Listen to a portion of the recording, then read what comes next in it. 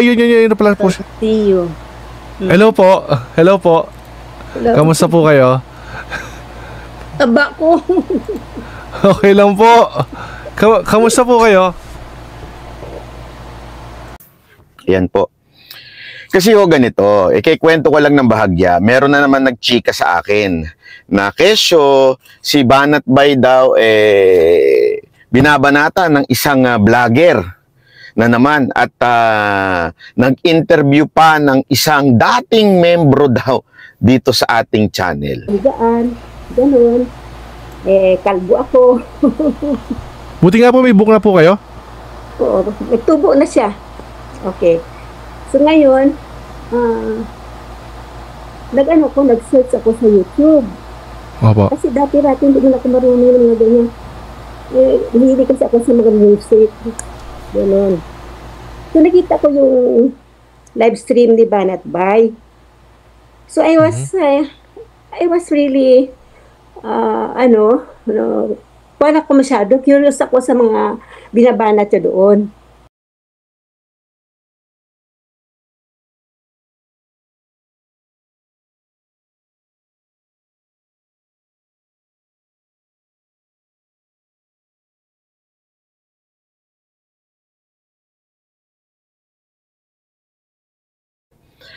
Hindi ko na ho papangalanan itong nanay na nagpa-interview dito sa isang vlogger. At hindi ko na rin ho papangalanan itong isang vlogger na ho ito. Kasi itong vlogger na ito, cloud chaser ho ito. Itong vlogger na ho ito, gusto niyang banatan ko siya para ho dumami ang kanyang mga followers, subscriber. Nang gagamit ho yan at mahilig ho yan sumakay sa issue para gamitin ho, para ho magkaroon ho siya ng sarili niyang pumunta sa kanya bilang subscriber. Hindi ko na ho babanggitin ang pangalan niya. Sa katunayan, ang dami nga nagsumbong sa akin tungkol dito sa vlogger na ito. Nasabi nila itong vlogger na ito is scammer daw ito. Ang daming ebidensyang pinakita sa akin, pero ayoko ho kasing pag-usapan yung scammer na yun kasi nga yun ang gusto niya sumikat siya Gusto niya banatan siya. Ikaw ba yung sinasabi ni Meloyap na credit card scammer? Used to be. Used to be a credit scammer technically. Hindi credit card scammer, not credit card. Kasi I already nakuha ko na yung mga credit card information sa system. Nagiging scammer ka dahil you are actually doing social engineering, and then it's part of your tools is deception para ibigay sa iyo information. So in that sense, yes. See, I told you, I'm not gonna deny anything. The problem is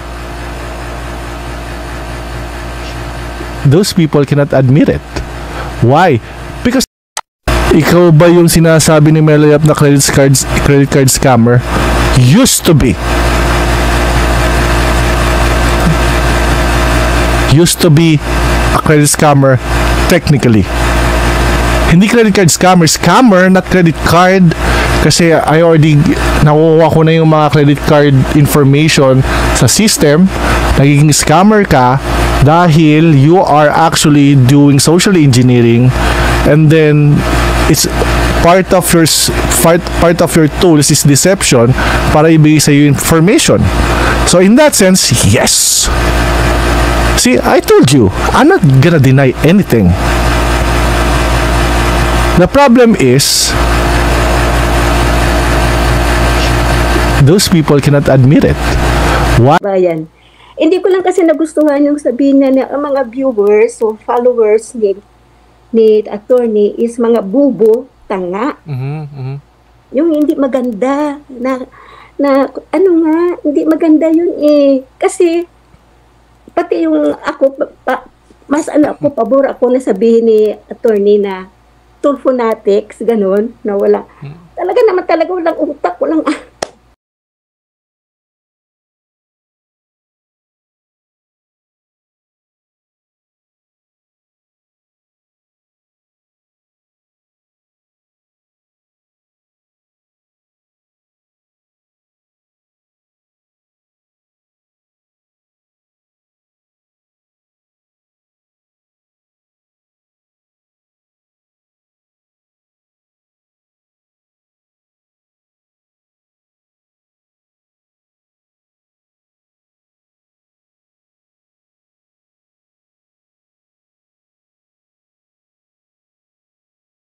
banggitin ang pangalan niya.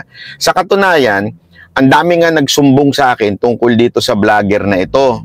Nasabi nila, itong vlogger na ito, scammer daw ito. Ang daming ebidensyang pinakita sa akin. Pero ayoko ho kasing pag-usapan yung scammer na yun kasi nga, yun ang gusto niya eh. Sumikat siya eh. Gusto niya banatan siya. Gusto niya mapunta yung mga audience sa kanya. Kaya lang, bakit ko sasagutin to? Alam nyo, sasagutin ko itong akusasyon na actually wala namang akusasyon. Ang nakakainis lang kasi, naaawa ako doon sa matandang in-interview niya. Ginagamit niya yung matanda para po, unahin natin, hindi ko pambabastos pag sinabi ko matanda. Ako din po, matanda po ako. Okay? Hindi ko binabastos na ibig sabihin ng matanda. Ibig ko sabihin ng matanda is, yung paggalang natin sa mas nakakatanda ho sa atin.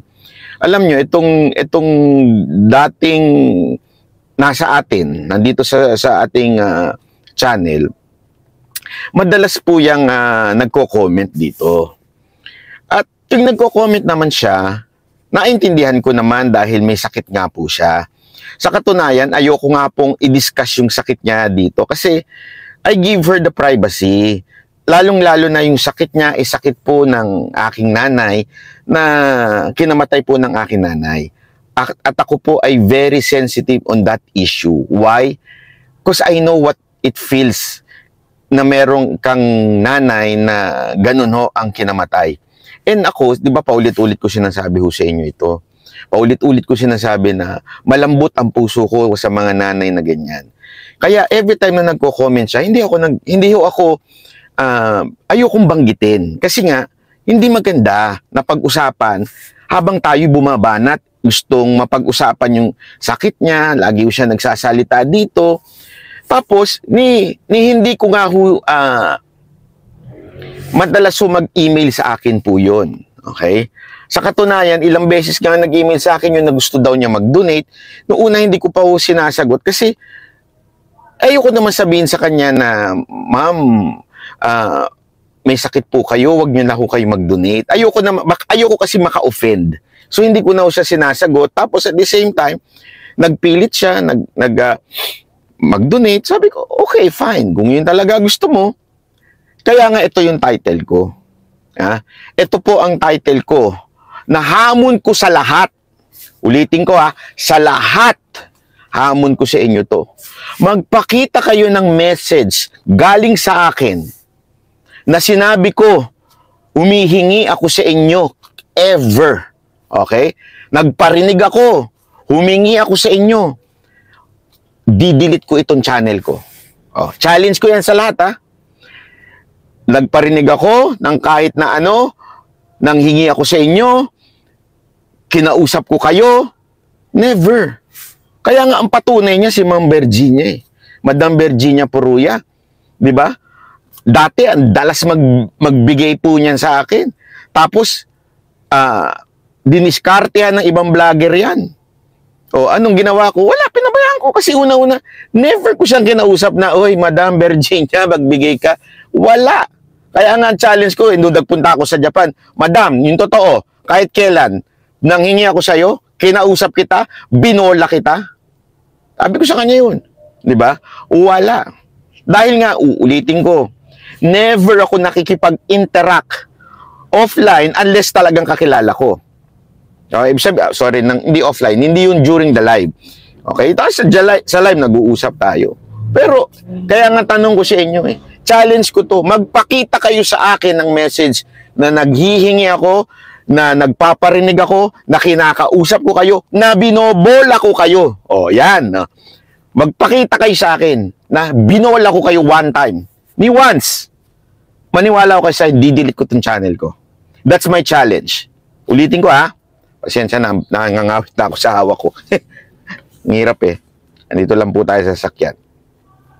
Kasi nga po, hindi ko po gawain yan. Una-una, kung gusto... Eto nga nagpa-interview siya hindi naman dahil dun sa donasyon niya. Okay? Nagpa-interview siya kasi na-offend daw siya na tinawag kong bobo ang mga kabutas. Yung mga followers ni Atty. Libayan. Na-offend daw siya. At inamin niya. Inamin naman niya na it's her ego tinamaan. Madam, I'm sorry kung tinamaan po ang inyong ego. But I think this channel is not for you. Dito kasi, Madam, real talk. Talagang tatamaan ka dito pag hindi mo, pag masyado kang sensitive. Bawal ang sensitive dito sa aking channel. Kaya, mas mabuti pa, ako, ang payo ko kay Madam, wag na lang po tayo makinig dito sa channel ko kung kayo po ay sensitive. Di ba ho? Wag na lang po kayong makinig dito kung ma-offend kayo sa katotohanan. Wag na lang po kayo dito. Ako na po nagmamakaawa sa inyo. Wag na po kayo dito sa channel. Bawal ho dito ang onion skin. Hindi ko ho gusto dito yon. Ha? At dito ako naiinis. Hindi kay Madam. Kay Madam naaawa ko eh. Nasabi ko. Alam niyo naawa ko bakit? Itong punyetang vlogger na to, namatay pa man din ang nanay niya because of cancer. And yet, nanggagamit siya ng matandang may cancer. Mahiya ka naman sa balat mo bilang ikaw vlogger ka. Napakagago mo. Napakagago mo. Yun ang masasabi ko sa'yo. Wala kang awa na nanggagamit ka ng may sakit para lang mapunta sa'yo ang mga followers, audience. Mahiya ka sa balat mo. Kaya, ito sabihin ko na sa inyo lahat, pwede ba i-follow nyo na lang yun?